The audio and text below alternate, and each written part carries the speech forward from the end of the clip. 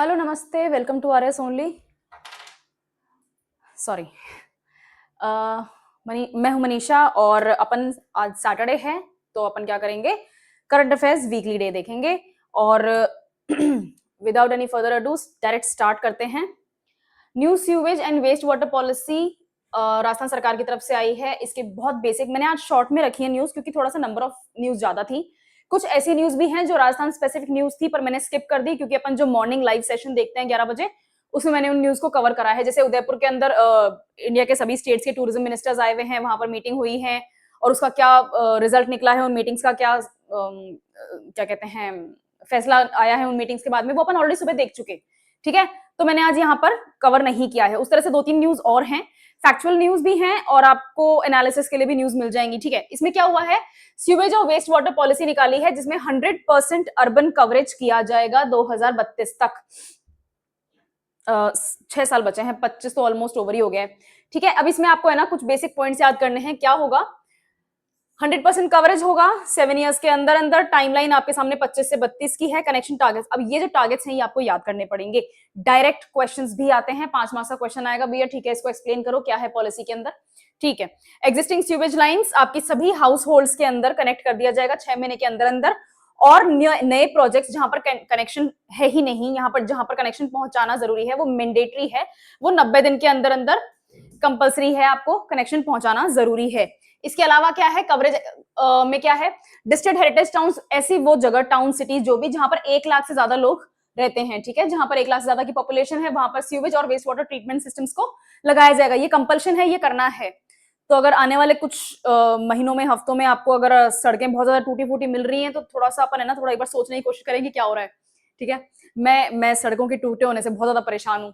खैर, urban local bodies जो हैं वो डिस्ट्रिक्ट लेवल इंप्लीमेंटेशन को प्लान को प्रिपेयर करें। ऑब्वियसली बात है कि 1 लाख से ज्यादा लोग जहां रहते हैं वो टाउन या सिटीज ही हैं। अगर टाउन और सिटीज होंगे तो वहां पर क्या होगा, अर्बन लोकल बॉडीज ही होंगी। ठीक है, राइट। मैंडेटरी रीयूज और रिसाइकलिंग प्लांट्स आपको लगाने पड़ेंगे, तभी आप वेस्ट वाटर को यूज कर पाएंगे। ठीक है, और इस पानी को कहाँ यूज करेंगे, एग्रीकल्चर, इंडस्ट्री, हॉर्टिकल्चर और म्युनिसिपल क्लीनिंग में आप इस पानी को यूज कर सकते हैं।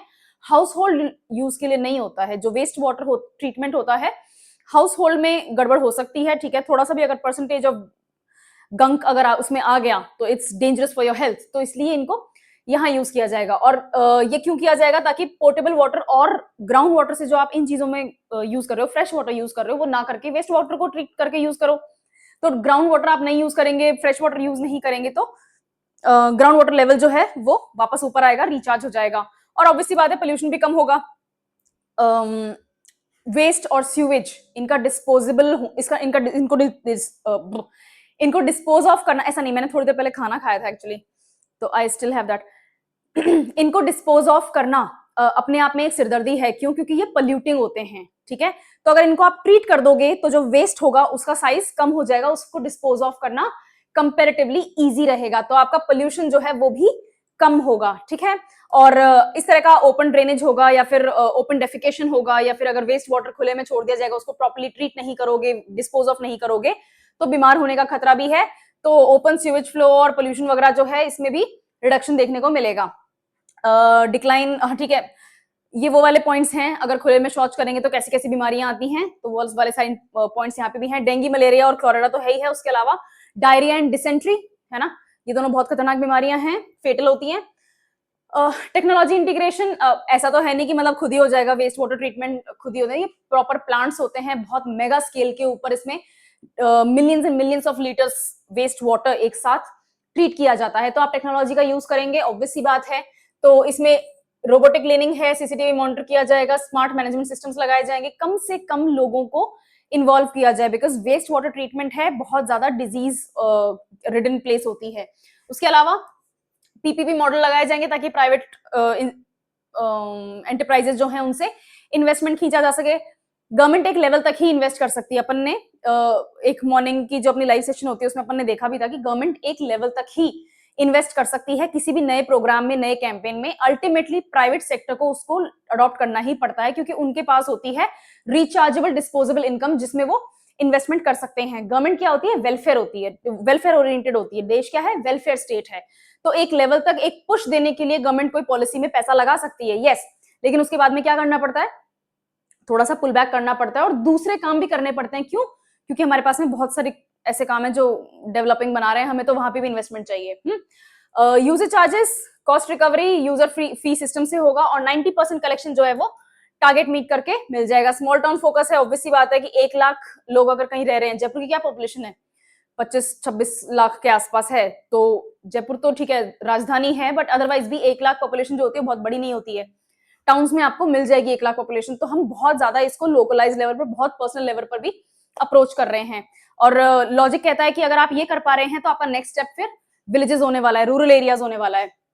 चैलेंजेस, इसके चैलेंजेस सबसे बड़े यही हैं कि भाई टाइमली एग्जीक्यूशन, इंडिया में टाइमली एग्जीक्यूशन चैलेंज रहने ही वाला है। ठीक है, तो अगर कोई पॉलिसी है और उसमें टारगेट दिया है तो ये आपका एक चैलेंज बाय डिफॉल्ट आपको फेस करना ही है। ठीक है, दूसरी चीज behavioural change and public participation. Public participation मैंने कई बार क्लास में पहले भी बोला है, पब्लिक पार्टिसिपेशन के बिना कोई भी गवर्नमेंट पॉलिसी या स्कीम को सक्सेस पा लेना इम्पॉसिबल है।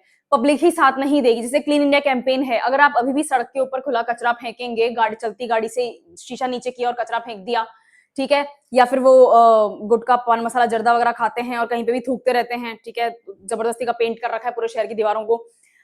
सरकार चाहती है कि आप साफ रहें, सरकार इन्वेस्टमेंट कर भी रही है, लेकिन अगर आप ही साथ नहीं देंगे, इस तरह की हरकतें करेंगे, तो देश साफ कैसे होगा? ठीक है, तो public participation is very important. किसी भी स्कीम को सक्सेसफुल बनाने के लिए, किसी भी पॉलिसी या कैंपेन को पॉजिटिवली एंड करने के लिए public participation is very important.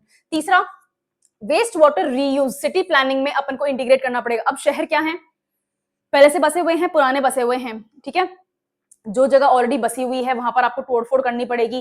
कुछ जगहों पे आपको हो सकता है प्रोटेस्ट को फेस करना पड़े, कुछ जगह हाईकोर्ट आपके ऊपर स्टे लगा देगी, भैया बंद करो, क्या लगा रखी है, 6 महीने हो गए सड़क ही नहीं बन रही तुमसे। ठीक है, तो ये एक बड़ी प्रॉब्लम है। ग्रीनफील्ड साइट होती है, करना पॉसिबल है, लेकिन क्यों? क्योंकि यहाँ पर ऑलरेडी सिटीज एग्जिस्ट करते हैं, ब्राउनफील्ड एरियाज हैं, तो यहाँ पर ये काम करना थोड़ा सा डाइसी है, थोड़ा ट्रिकी है। ओके, चलो next news. Rajasthan rank first in the implementation of प्रधानमंत्री मातृ वंदना योजना। मातृ वंदना योजना कौन सी है? प्रेग्नेंट महिलाओं को और लैक्टेटिंग माताओं को जो टाइमली बेनिफिट्स दिए जा रहे हैं, पैसे दिए जा रहे हैं, यस ये रहे, ये ट्रांसफर कर रहे हैं ना, डीबीटी से पैसे ट्रांसफर करते हैं और इसमें इलाज भी मुफ्त करवाते हैं आपके।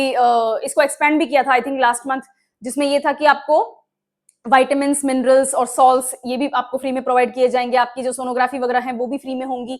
तो महिलाओं के लिए, जिनके लिए है उनके लिए तो फ्री में होगा, लेकिन कहीं ना कहीं से तो पैसा पेमेंट करना पड़ेगा ना, राइट? तो ये सरकार का में इसमें इतने पैसे, इतने करोड़ अभी तक डीबीटी से पैसे दिए जा चुके हैं और 16 लाख वुमेन राजस्थान में ऑलरेडी इसका बेनिफिट उठा चुकी हैं। देश में राजस्थान नंबर 1 पे है, कर्नाटका सेकंड रैंक पे और मध्य प्रदेश थर्ड रैंक पे है। ये रैंक आपको याद होनी जरूरी है। प्रधानमंत्री मातृ वंदना योजना की टॉप 3 स्टेट्स रैंक्स याद होना जरूरी है, डायरेक्ट क्वेश्चन आता है। इंप्लीमेंटिंग एजेंसी, आपकी इंप्लीमेंटिंग एजेंसी आईसीडीएस है, integrated child development service of department of Rajasthan. ठीक है, प्रधानमंत्री मातृ वंदना योजना क्या है? इसमें बताएं कि 2017 में लॉन्च हुई थी, ministry of women and child development ने लॉन्च करी थी। ये उस टाइम की बात है जब स्मृति ईरानी वो थी, मिनिस्टर थी इसकी। ठीक है, right. To ensure safe motherhood, nutritional care and financial support during pregnancy and postnatal period. Postnatal किसके लिए होता है? लैक्टेटिंग मदर के लिए होता है, और ये ड्यूरिंग प्रेगनेंसी तो प्रेग्नेंट वुमेन हो गई। ठीक है, तो आपकी मदरहुड भी सेफ हो, कैसे? आप हॉस्पिटल्स में ही अपनी डिलीवरी कराएं, सेफ डिलीवरी होगी, डॉक्टर्स के प्रेजेंस में होगा, तो कोई भी इमरजेंसी होगी वो डील कर सकते हैं। होम बर्थ हम चाहते हैं कि कम से कम हो। ठीक है, अभी भी आई थिंक राजस्थान का टारगेट है 2030 तक अपन को 90% क्या कहते हैं इंस्टीट्यूशनल डिलीवरीज करानी है।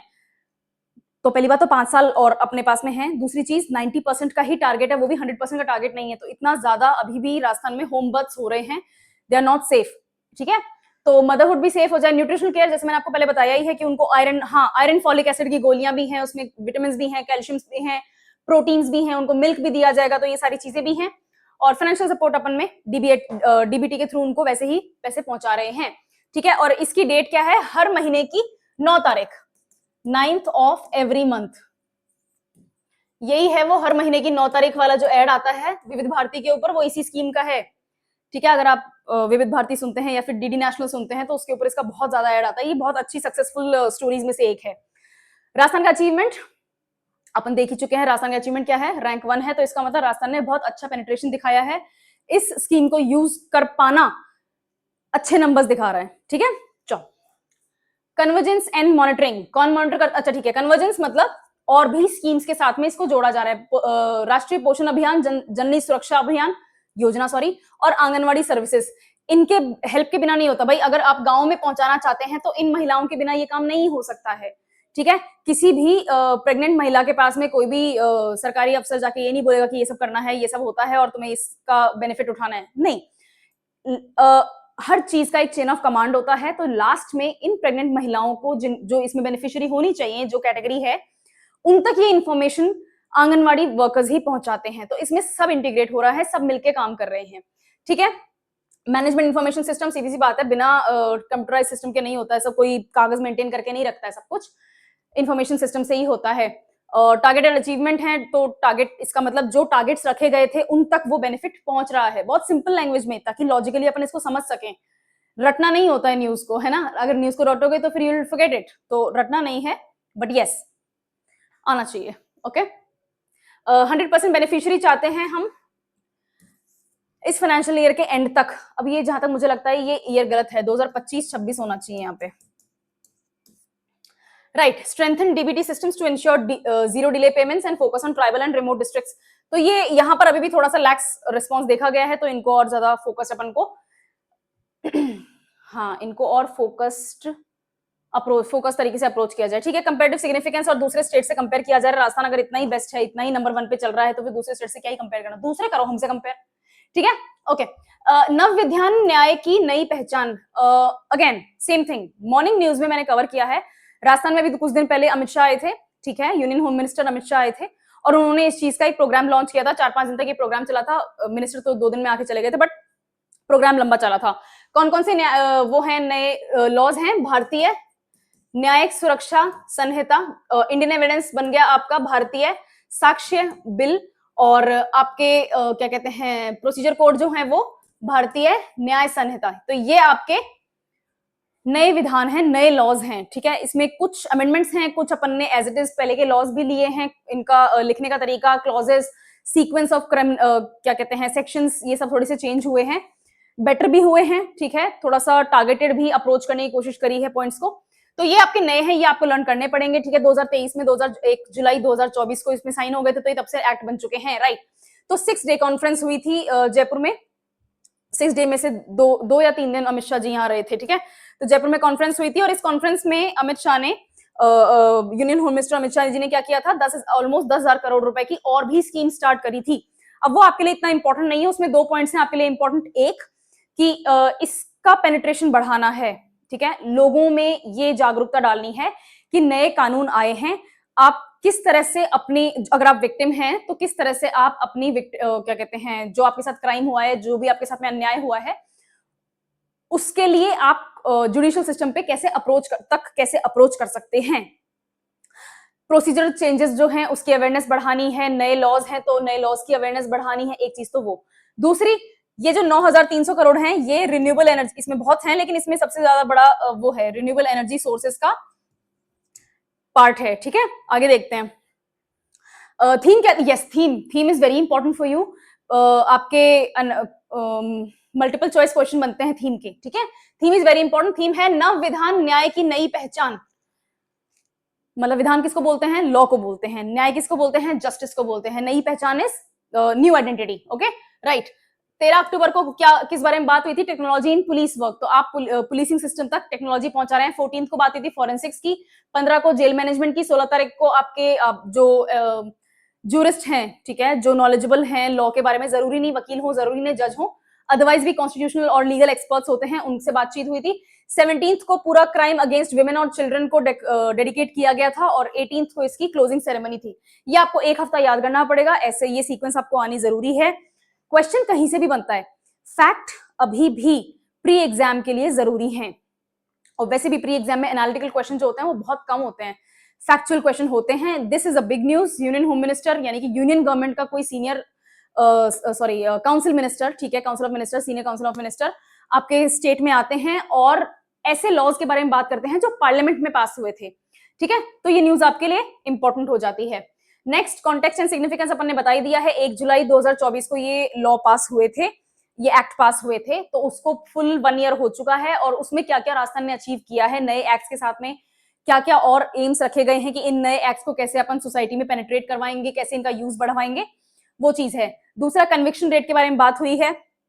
अगर कन्विक्शन रेट अच्छी जाती है तो इसका मतलब नए लॉज जो हैं वो लोगों को समझ में आ रहे हैं, लोग यूज कर पा रहे हैं। अगर कन्विक्शन रेट डाउन जाती है तो ये दूसरा मैसेज देता है और हमें कन्विक्शन रेट और ज्यादा बढ़ानी है। इसमें टारगेटेड कन्विक्शन रेट भी रखी गई है, 2030 का है शायद, 2030 तक हमें 90% कन्विक्शन पहुंचाना है using these laws, BNS BNSS इनको यूज करके अपन को 2030 तक 90% कन्विक्शन रेट पहुंचानी है, जो कि अभी कम है।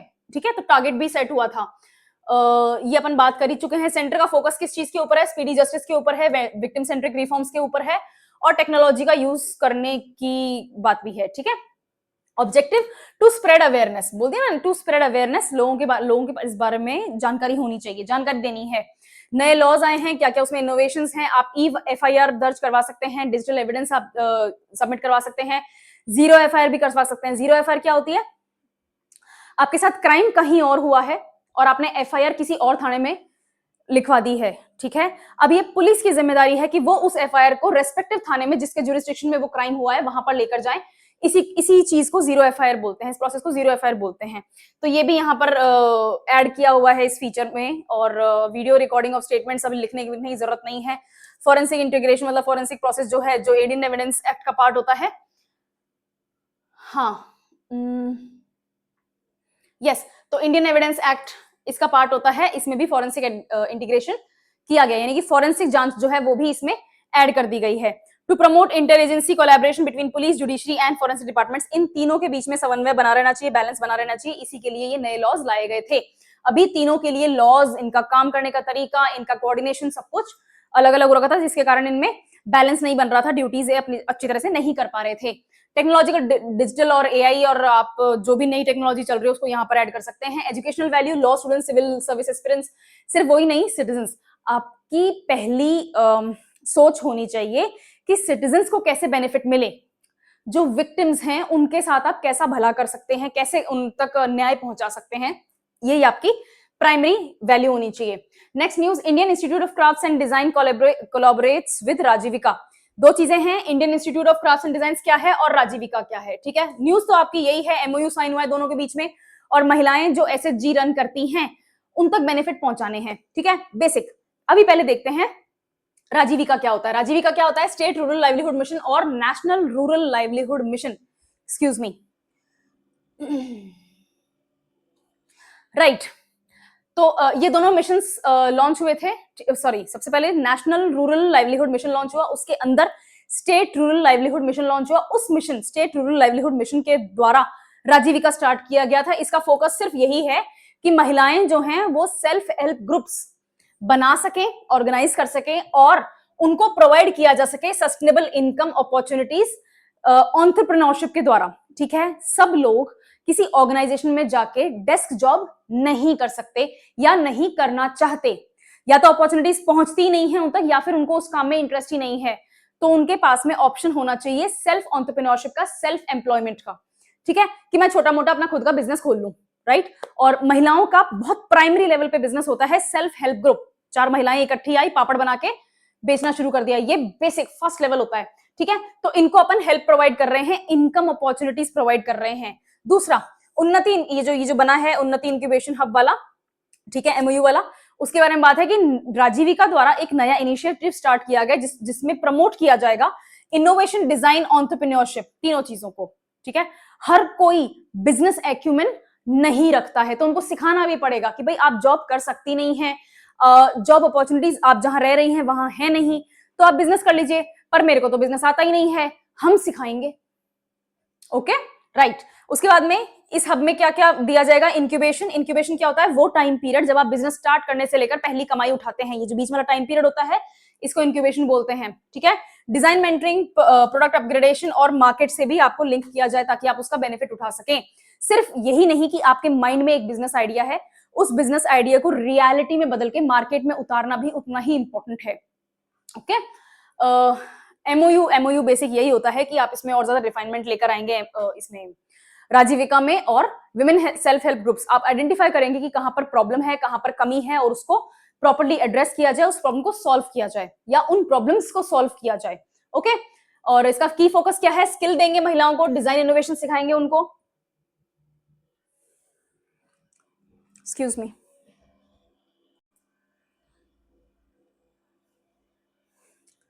राइट, तो हाँ, उनके अंदर स्किल डेवलप करना जरूरी है, ठीक है। उनको डिजाइन, जो लेटेस्ट डिजाइन मार्केट में चाहिए, जो भी आप प्रोडक्ट मार्केट में लेकर आ रहे हैं उसमें लेटेस्ट आपको चेंजेस क्या करने चाहिए वो आपको यहाँ पर इनोवेशन करना सिखाएंगे।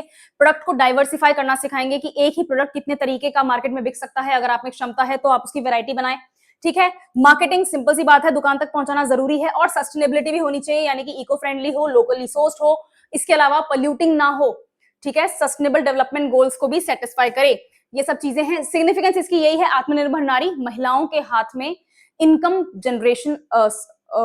जनरेट करने की अपॉर्चुनिटीज होना जरूरी है। इससे इंडिपेंडेंस आती है, डिसीजन मेकिंग पावर होती है, और दूसरी चीज, कल को कोई अनहोनी हो जाती है किसी लाइवलीहुड अर्निंग वाले मेंबर से जो उनके फैमिली मेंबर में हो, तो उनका खुद का पेट भरने के लायक, वो कम से कम अपना फ्यूचर सिक्योर करने लायक हो, ठीक है। तो उनको बेसिक एम्प्लॉयमेंट अपॉर्चुनिटीज सिखाई जाए, है ना। बेस्ट है एंटरप्रेन्योरशिप इस मामले में, राइट। रूरल क्रिएटिव इकोनॉमी, आप एक तो हैंडीक्राफ्ट्स में राजस्थान बहुत ज्यादा रिच है, उससे अप्रोच करो। फूड इंडस्ट्री है बहुत ज्यादा, उससे अप्रोच करो। ब्लू पॉटरी, एम्ब्रॉयडरी, वीविंग, ये सब कुछ ही है, ठीक है। और इससे पता चलता है कि पब्लिक और इंस्टीट्यूशन मिलके इंक्लूसिव डेवलपमेंट कर सकते हैं। पब्लिक को जुड़ना पड़ेगा, लाइक आई सेड, यहां पर भी इनडायरेक्टली पब्लिक पार्टिसिपेशन की बात हो रही है, ठीक है।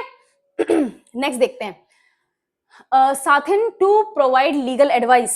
अब ये लीगल एडवाइस वाली जो चीज है, ये सिर्फ और सिर्फ आपकी एक तरह से एनालिसिस वाली न्यूज है, इसमें कोई फैक्ट्स नहीं है, ठीक है। तो इसको अपन पढ़ के अप्रोच करते हैं कि इसमें क्या लिखा हुआ है, और एक पॉइंट से देखते हैं कि कैसे ये सोसाइटी में विमेन के लिए बेटर कंडीशन क्रिएट करेगा। सबसे पहली चीज, अगर कोई महिला के साथ में कोई इश्यू हो जाता है, किसी टाइप की कोई प्रॉब्लम हो जाती है, विक्टिम हो जाती है वो किसी क्राइम की, तो उनको सबसे पहले तो ये पता होना चाहिए कि उनके राइट्स क्या हैं। जब उनको राइट्स का पता होगा तो वो अप्रोच कर पाएंगी एडवोकेट्स को, अपने जस्टिस को, जस्टिस लेने के लिए, राइट, ओके। लेकिन सब महिलाएं या सब लोग ऐसे नहीं होते हैं कि अफोर्ड कर सके वो, है ना भाई, वकील भी तो, उसको भी तो घर चलाना है, ठीक है। तो वो लीगल फीस लेगा, लेकिन कुछ लोगों के पास में ये पॉसिबिलिटी है नहीं कि वो अपनी इतनी फीस दे सकें। यहां पर आता है विमेन, ये यहां पर आता है साथिन, ठीक है। साथिन क्या होती है?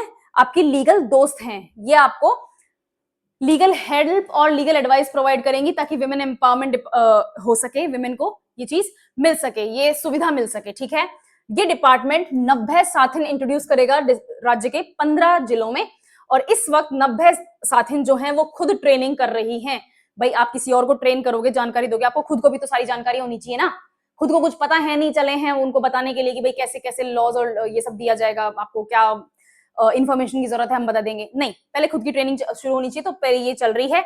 लीगल काउंसलिंग देने के अलावा अवेयरनेस भी देंगे कि किस तरह के इश्यूज या किस तरह की गवर्नमेंट स्कीम्स लेकर आई है, पॉलिसीज लेकर आई है विमेन ओरिएंटेड, महिलाओं के लिए, महिला सशक्तिकरण के लिए, जैसे लाडो योजना, मुख्यमंत्री नारी शक्ति योजना, उद्यम प्रोत्साहन योजना, इस तरह की बहुत सारी हैं, मतलब इसका कोई एंड नहीं है, लिस्ट बना लो चाहे से। ये एग्जाम्पल आपको नहीं भी याद है ना तो भी चलेगा, ठीक है। इसमें इनफैक्ट क्लीन इंडिया कैंपेन भी आ जाएगा, और इसमें वो भी आ जाएगा, बेटी बचाओ बेटी पढ़ाओ भी आ जाएगा, इसमें सारे आ जाएंगे, क्योंकि अल्टीमेटली विमेन वल्नरेबल ग्रुप है, तो कुछ ना कुछ ऐसी स्कीम हर वक्त गवर्नमेंट लेकर आती है जिसमें विमेन प्राइमरीली बेनिफिशियरी हों, ओके, राइट। और साथ ही क्या इससे क्या फायदा होगा, अल्टीमेटली क्या फायदा होगा, अगर महिलाएं सशक्त होंगी, उनको पता होगा कि उनके साथ जो हो रहा है या हो सकता है वो गलत है, तो वो अपनी आवाज उठा पाएंगी, यानी कि उनके खिलाफ होने वाला वायलेंस जो होगा वो कम होगा, ठीक है। तो prevent violence against women primary इसकी वो है, प्राइमरी एम है इसका। नेक्स्ट, अब इसके टारगेट्स क्या हैं, यहाँ हेडिंग नहीं लिखी हुई है।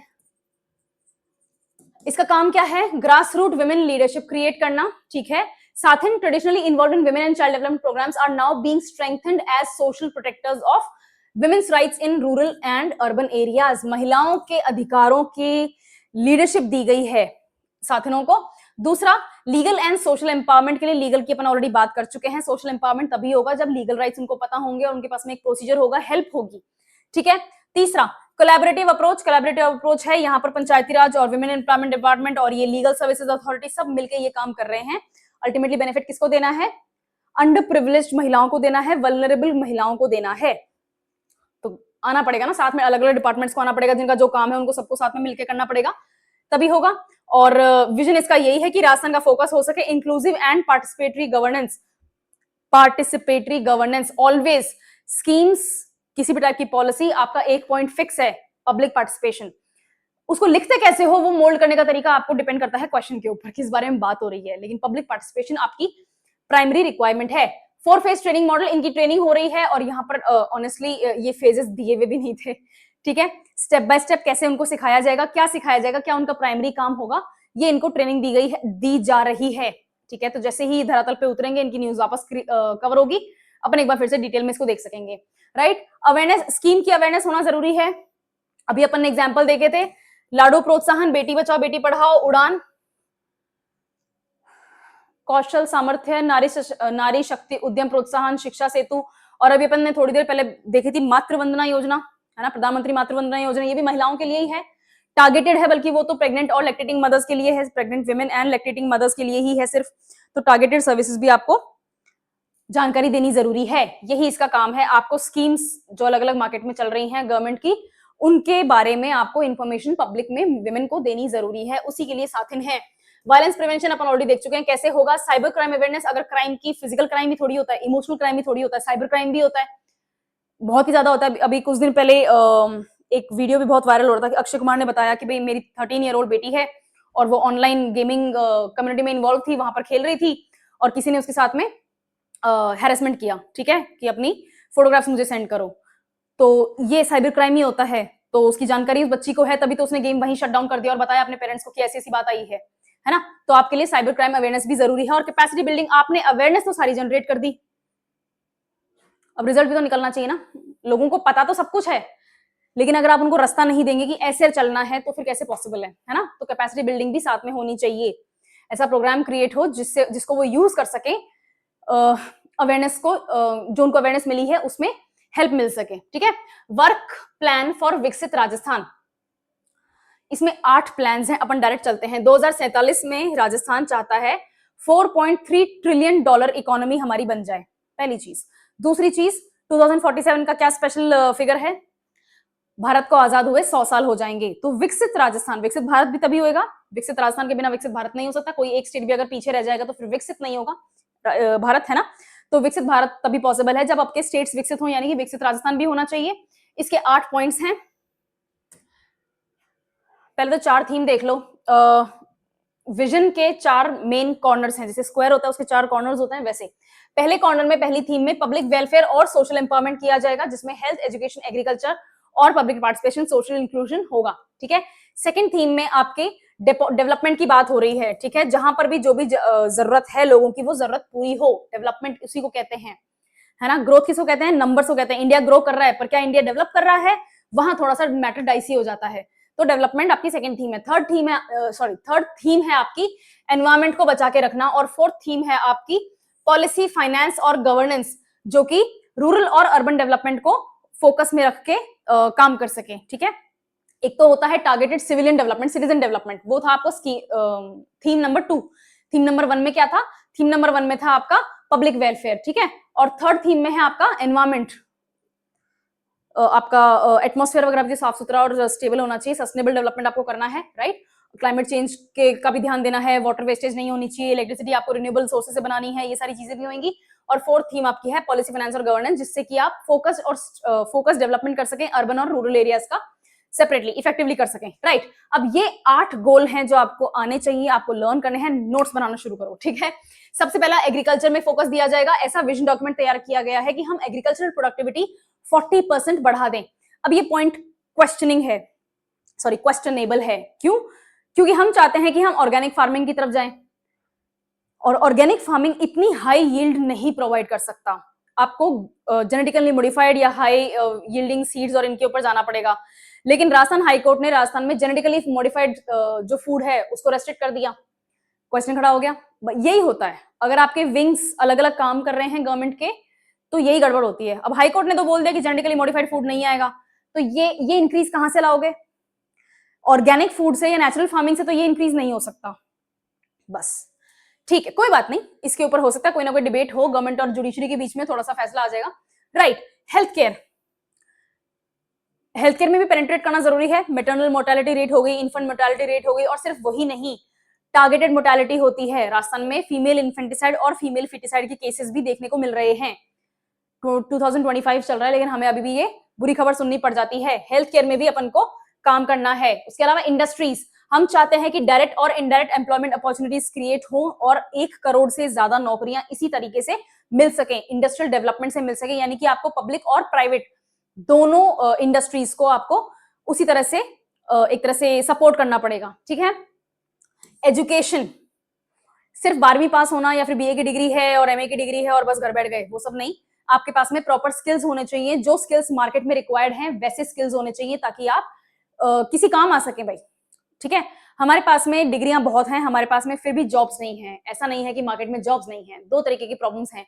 एक, मेरा ये मानना कि मैं तो एमबीए हूं तो मेरे को ये जॉब तो मिलनी ही चाहिए, पर मेरे अंदर वो स्किल्स ही नहीं है, तो कंपनी मुझे वो जॉब ऑफर ही नहीं करती, मुझे थोड़ा सा नीचे का जॉब ऑफर करती है। और वो मैं सोचती हूँ कि तो मेरे ईगो के खिलाफ है, मेरी इज्जत के खिलाफ है। क्यों? क्योंकि मैं तो एमबीए कर रखा है, ये तो ये वाला जॉब मांग रहे हैं, ये थोड़ी करूंगी मैं, तो मैं घर बैठ जाती हूँ। एक तो ये टाइप का अनएम्प्लॉयमेंट है। दूसरा, सच में स्किल्स की कमी है। ठीक है, स्पेशली टेक्नोलॉजी के जो फील्ड है उसमें स्किल्स की बहुत ज्यादा कमी है ना। इंजीनियरिंग वगैरह की फील्ड में स्किल्स की कमी है। हम अभी भी अपने आईआईटीज में और अदरवाइज जो इंजीनियरिंग कॉलेजेस हैं वहां पर बुक नॉलेज यूज कर रहे हैं और 20-30 साल पुरानी किताबें पढ़ा रहे हैं। लेटेस्ट आपके पास में सिलेबस अभी तक अपडेट नहीं हुए हैं, ऐसी किताबें नहीं लिखी गई हैं। तो आपके पास में इंजीनियर हैं, लेकिन ऐसे इंजीनियर हैं जो पुरानी जानकारी रखते हैं। ठीक है, मार्केट को नए स्किल्स चाहिए जो कि है ही नहीं, तो वो भी जॉब्स कहां से देंगे?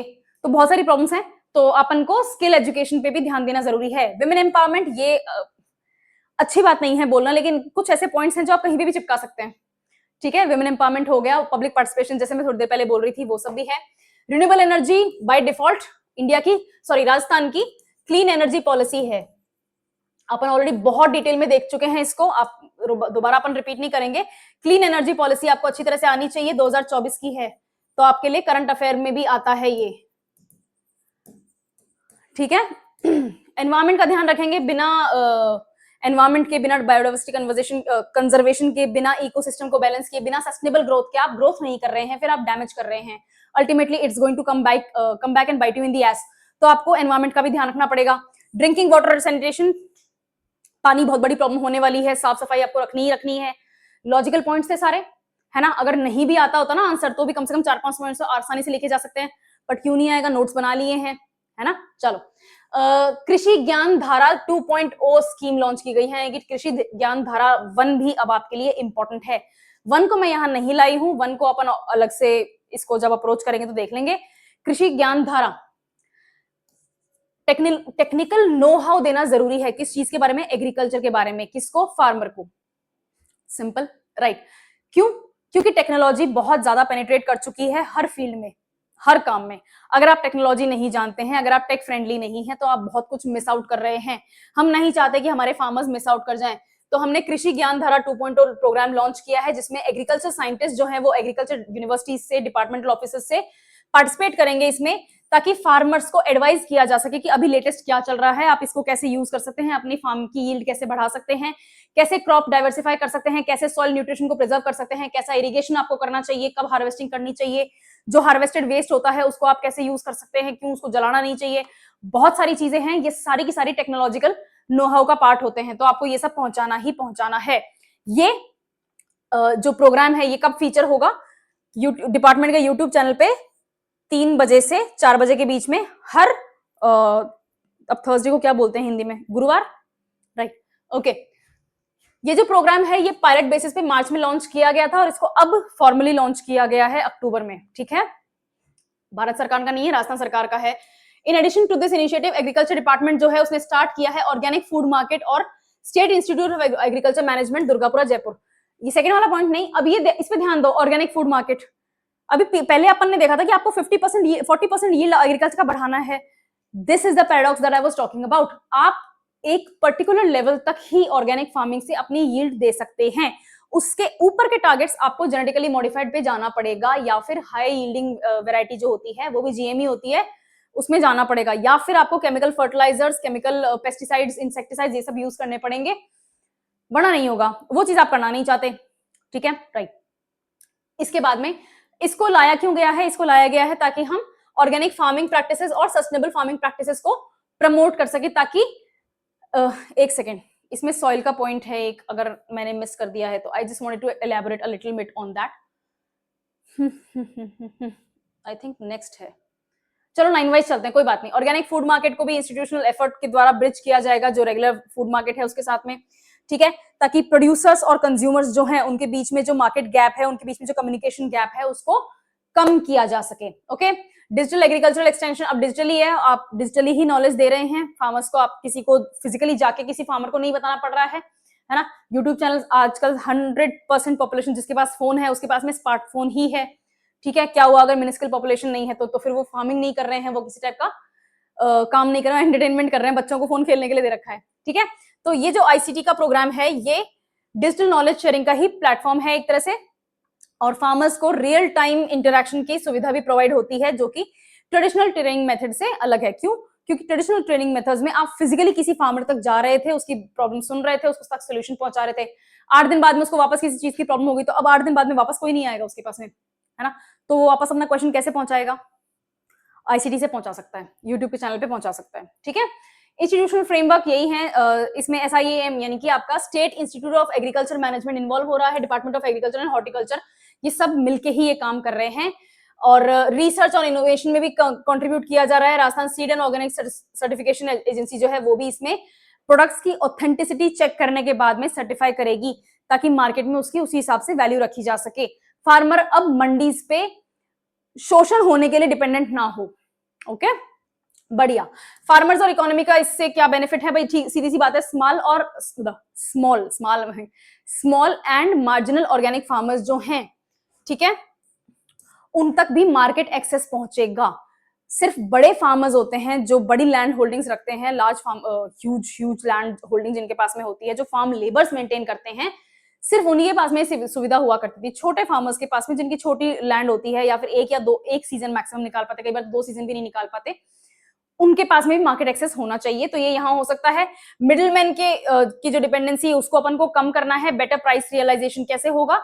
जब उनके पास में ये जानकारी पहुंचेगी, एजेंसी जाएगी, उनको ऑथेंटिकेशन देगी उनके प्रोडक्ट को, और फिर मार्केट में उसकी उसी हिसाब से वैल्यूएशन होगा, तो इनको अच्छी प्राइस भी मिलेगी अपने सामान की। ये रहा ना, सर्टिफिकेशन वगैरह मिल जाएगा, उसके बाद में उनको एनकरेजमेंट मिलेगा कि हम इस तरह की ही क्लीन फूड ही बनाएं, यानी कि ऑर्गेनिक फूड ही पैदा करें। और consumer awareness is always a good thing, because it leads to public participation, it leads to empowerment. सिर्फ विमेन को ही एम्पावरमेंट की जरूरत नहीं है, फार्मर्स को भी है ना, ठीक है। और एग्रीकल्चर सस्टेनेबिलिटी, हाँ, ये रहा ना सॉइल फर्टिलिटी का काम। अगर आप ऑर्गेनिक फार्मिंग को प्रमोट करेंगे तो सॉइल फर्टाइल होगी, है ना, सॉइल फर्टाइल ही रहेगी। ऑर्गेनिक फार्मिंग करोगे, मिक्स्ड फार्मिंग करोगे, किसी टाइप की केमिकल फर्टिलाइजर्स, पेस्टिसाइड्स, इंसेक्टिसाइड्स इनको नहीं यूज करोगे तो सॉइल हेल्थ अच्छी बनी रहेगी, बायोडाइवर्सिटी मेंटेन रहेगी, केमिकल डिपेंडेंसी आपकी कम हो जाएगी, कम करनी है आपको, ठीक है, क्योंकि आप प्रमोट ही ऑर्गेनिक फार्मिंग कर रहे हैं। उसके अलावा स्टेट का टारगेट जो है ऑर्गेनिक और इको फ्रेंडली फार्मिंग का, उस तक भी आपको पहुंचने का मौका मिल सकता है। और सस्टेनेबल डेवलपमेंट गोल नंबर 12 यानी कि रिस्पॉन्सिबल कंजम्पशन एंड प्रोडक्शन, जिसमें वेस्टेज मिनिमम हो, पॉल्यूशन मिनिमम हो, और केमिकल इनटेक भी मिनिमाइज किया जा सके। समझ में आ गई? आई एम होपिंग कि समझ में आ रहा है। इसके बाद में आई थिंक 1-2 न्यूज ही और हैं, ज्यादा नहीं है न्यूज। इतनी कुछ यही लास्ट न्यूज है। न्यूज इतनी कुछ खास थी नहीं, ज्यादातर एनालिसिस का है। 2-3 आपके फैक्चुअल पॉइंट्स हैं, वो अपन ऑलरेडी देख चुके हैं। राजस्थान में होंगे खेलो इंडिया यूथ गेम्स 2025, 24 नवंबर से 5 दिसंबर के बीच में। 9 और 10 दिसंबर को क्या है राजस्थान में? इससे पहले कि मैं बताऊं, कॉमेंट्स में लिख देना, इसके लास्ट में बताऊंगी इस न्यूज के मैं। 9 और 10 दिसंबर को राजस्थान में क्या होने वाला है? 24 नवंबर से 5 दिसंबर तक राजस्थान में खेलो इंडिया प्रोग्राम होगा, ठीक है। खेलो इंडिया यूथ गेम्स होंगे। स्पोर्टिंग इवेंट्स कहां पे होंगे? 7 जगहों पे होंगे, जयपुर, अजमेर, उदयपुर, जोधपुर, बीकानेर, कोटा और भरतपुर। ये 7 जगह आपको याद करनी पड़ेंगी। इन्हीं जगहों पे अगर खेलो इंडिया प्रोग्राम होने वाला है, यहीं पर स्पोर्टिंग इवेंट्स होंगे।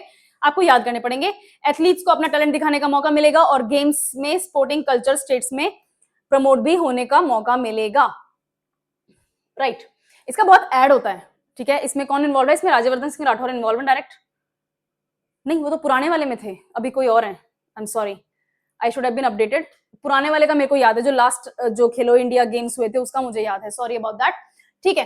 तो ये खेलो इंडिया यूनिवर्सिटी जो है ये पार्टिसिपेट करेगी, ये लॉन्च की जाएगी, सॉरी ये लॉन्च की जाएगी by the ministry of youth affairs and sports, ताकि स्पोर्ट्स को प्रमोट किया जा सके और लोगों में स्पोर्ट्स का पार्टिसिपेशन बढ़ सके। वो पार्टिसिपेशन यहाँ आने वाला था, मेरा माइंड जल्दी चला गया थोड़ा आगे। ऑब्जेक्टिव क्या है? To identify and nurture young talent. आप पहले तो पता करें कि स्पोर्ट्स में कौन बच्चा अच्छा है, डिटेक्ट करें कि उसमें क्या अच्छाई है और फिर उसको उसी हिसाब से नर्चर करें, उसको स्पोर्ट्स के लिए एक अच्छा कोच प्रोवाइड करें, उसको इन्वेस्टमेंट प्रोवाइड करें, रिसर्च एंड डेवलपमेंट भी इसी तरह से होना चाहिए, ठीक है। और गेम्स ऑर्गेनाइज किया जाएगा under the supervision of sports authority of India in collaboration with the association of Indian universities, ठीक है। ये सब मिलके ये स्पोर्ट्स करने वाले हैं। अब पहले, हाँ ये हैं वो जो मेरे को राज्यवर्धन सिंह राठौर का याद था, वो ये है। पहला एडिशन हुआ था उड़ीसा भुवनेश्वर में, सेकंड एडिशन हुआ था कर्नाटका में बेंगलोर में, थर्ड एडिशन हुआ था उत्तर प्रदेश में लखनऊ, वाराणसी, गोरखपुर और नोएडा, इन जगहों पे। और फोर्थ एडिशन अब राजस्थान में होगा। कहाँ कहाँ पे? जयपुर, कोटा, भरतपुर, अजमेर, उदयपुर और जोधपुर और बीकानेर भी है, ठीक है। 7 जगहों पे, तो राजस्थान में 7 जगहों पे होगा। ये आपको 7 सिटीज याद करने पड़ेंगे, इसमें आपको कोई काम चोरी नहीं चलेगी, ये आपको किसी भी हालत में याद करने ही पड़ेंगे, ठीक है। डायरेक्ट क्वेश्चन आ जाएगा, which of the following cities did not participate, sorry which of the following cities were not the host of Khelo India youth games 2025 of Rajasthan. तो 7 शहर पता होंगे तभी पता चलेगा कि कौन सा शहर इनमें से नहीं था, ठीक है, राइट। सिग्निफिकेंस, अब राजस्थान में क्या है? राजस्थान में हाई लेवल कंपटीशन क्रिएट होगा। अगर रोज रोज इसी तरह की न्यूज देखोगे, जीतते हुए देखोगे, उनको अवार्ड मिलते हुए देखोगे, गवर्नमेंट उनको फेलिसिटेट कर रही होगी, कोई ना कोई उनको कैश प्राइजेस मिल रहे होंगे, ठीक है। एंडोर्समेंट्स होते हैं, ब्रांड एंडोर्समेंट्स मिलते हैं, बहुत अच्छा पैसा कमाते हैं। तो जब देखेंगे ना, तो जो और स्पोर्ट्स में इंटरेस्टेड हैं वो फिजिकली इंटरेस्ट दिखाना शुरू करेंगे, वो भी ट्रेनिंग वगैरह स्टार्ट करेंगे। तो एक तो आपका एनकरेजमेंट का वाला पॉइंट आता है। दूसरा, अगर राजस्थान में खेलो इंडिया गेम्स यूथ गेम्स होते हैं, सिंपल सी बात है, आपको स्पोर्ट्स इंफ्रास्ट्रक्चर क्रिएट करना पड़ेगा। अगर ये क्रिएट करोगे तो इसका मतलब गेम्स हो गए तो क्या इंफ्रास्ट्रक्चर डिमोलिश हो जाएगा? क्या नहीं। तो जो नेक्स्ट जनरेशन है जो खेलना चाहती है वो इसी इंफ्रास्ट्रक्चर को यूज करेगी, चीजें यूज होंगी, चीजें मेंटेन होंगी, है ना। और हो सकता है कि नेक्स्ट टाइम राजस्थान का एक अच्छा और बेटर परफॉर्मेंस भी हो सके। टूरिज्म होगा, हॉस्पिटैलिटी सेक्टर डेवलप होगा, भी सारे देश से यहाँ पर एथलीट्स आएंगे तो कहीं तो ठहराओगे उनको। कुछ ऐसे होंगे जो राजस्थान पहली बार आ रहे होंगे, ठीक है, तो उनके फैमिली मेंबर्स भी आएंगे, फ्रेंड्स भी आएंगे, तो वो घूमेंगे फिरेंगे, खर्चा करेंगे, इकोनॉमी होएगी, मतलब, ठीक है, ओके। और विकसित राजस्थान विजन जो है अभी अपन ने देखा था 2047 वाला, उसमें भी इसका पार्टिसिपेशन होगा। क्यों? अगेन इकोनॉमी होगी, ओके। चलो हम क्या चाहते हैं, इससे क्या रिजल्ट निकलेगा? नॉर्थ इंडिया में राजस्थान को एक स्पोर्ट्स हब बनाने की कोशिश हमारी हो सकता है हम अचीव कर सकें। दूसरा, इंटर यूनिवर्सिटी कोलैबोरेशन और एजुकेशन प्रोग्राम्स जो हैं उसमें भी अपन को बढ़ोतरी देखने को मिल सकती है। सिर्फ राजस्थान में ही यूनिवर्सिटीज कॉम्पीट करती हैं या इंटर स्टेट जो होता है वो भी एक दो ही होते हैं, तो अब पूरे ऑल इंडिया लेवल पे होगा, तो कोलैबोरेशन होगा और हमें कंपटीशन का पता चलेगा कि एक्चुअली चल क्या रहा है, किस तरह से मेहनत करनी है, क्या क्या कोचिंग की जरूरत होती है, कितना इन्वेस्टमेंट की जरूरत होती है। तो अपन को कुछ नया सीखने को ही मिलेगा, चाहे अपन अच्छा परफॉर्म करें चाहे ना करें। There is always space to learn and improve, okay, ठीक है। और लोकल इकोनॉमी, ये अपन ऑलरेडी बात कर ही चुके हैं, इकोनॉमी इज वेरी इंपॉर्टेंट, ठीक है। और possible emergence of local universities जो स्पोर्ट्स को ही आधार बना के क्रिएट की जाएं, ठीक है, तो वो भी बहुत ज्यादा जरूरी है। आज का सेशन कंप्लीट हो गया है। आई एम होपिंग कि आपको समझ में आया हो अपन ने किस किस बारे में बात करी है। ये आपके लिए जरूरी है पढ़ना। आज मेरे पास मेरा पेन नहीं है तो ये मेरे को कम चलाना आ रहा है, इसीलिए मेरी हैंडराइटिंग भी नहीं समझ में आ रही। खैर, ठीक है, समझ में आया। चलो, thank you very much. Next Saturday को मिलेंगे सिमिलर न्यूज वीक के साथ में।